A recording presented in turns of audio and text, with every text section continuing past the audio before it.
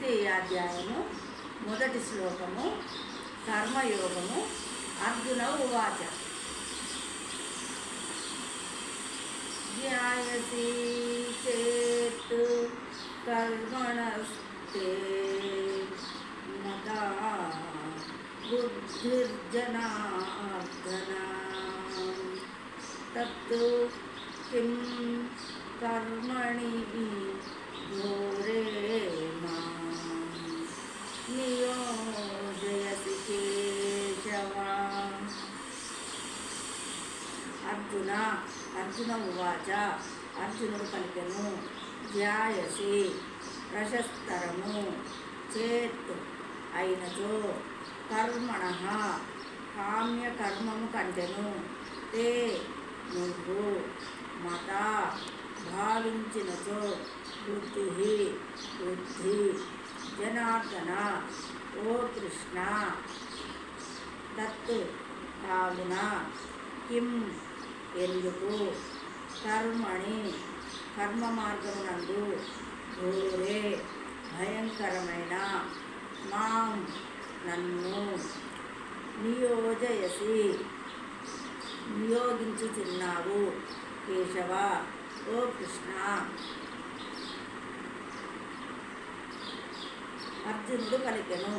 ఓ జనార్దన కేశవ కామ్యకర్మం కంటెను బుద్ధియే ప్రశస్తరమని నీవు భావించినచో నన్ను ఇట్టి ఘోరమైన యుద్ధమునందు ఎందులకు నియోగింపగోరుచున్నావు?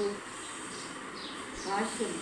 దేవాది దేవుడైన శ్రీకృష్ణ భగవానుడు తన ఆప్తమిత్రుడైన అర్జునుడిని భౌతిక దుఃఖ సాగరము నుండి తరింపజేయు ఉద్దేశంతో ఆత్మ యొక్క నిజస్థితిని గడిచిన అధ్యాయమునందు మిక్కిలి స్పష్టంగా వివరించాను.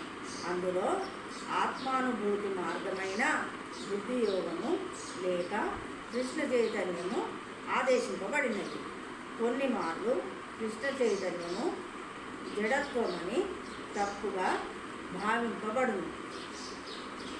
అట్లు తప్పుగా భావించిన వాడు శ్రీకృష్ణ భగవానుని పవిత్ర నామము జపించుచు పరిపూర్ణ కృష్ణ చైతన్యవంతుడనుటకు ఏకాంత ప్రదేశములకు తరలిపోవచ్చుండును.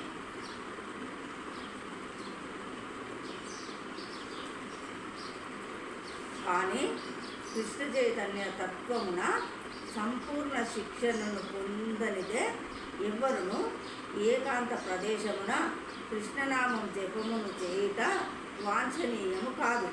అట్టి కార్యము ద్వారా కేవలము అమాయక జనుల నుండి భక్తి ప్రశంసలు మాత్రమే మానవులకు లభింపగలదు. అర్జునుడు కూడా కృష్ణ చైతన్యము బుద్ధి యోగము లేక ఆధ్యాత్మిక జ్ఞాన పురోభివృద్ధినందు బుద్ధి అనగా క్రియాశీలక జీవనము నుండి విరమించి ఏకాంత ప్రదేశంలో తపోధ్యానములు ఆచరించుతాయని భావించను. మరో విధంగా చెప్పవలనైనా కృష్ణ చైతన్యమను నిపముతో అతడు యుద్ధము చేయుట నుండి నేర్పుగా తప్పించుకోదలచెను.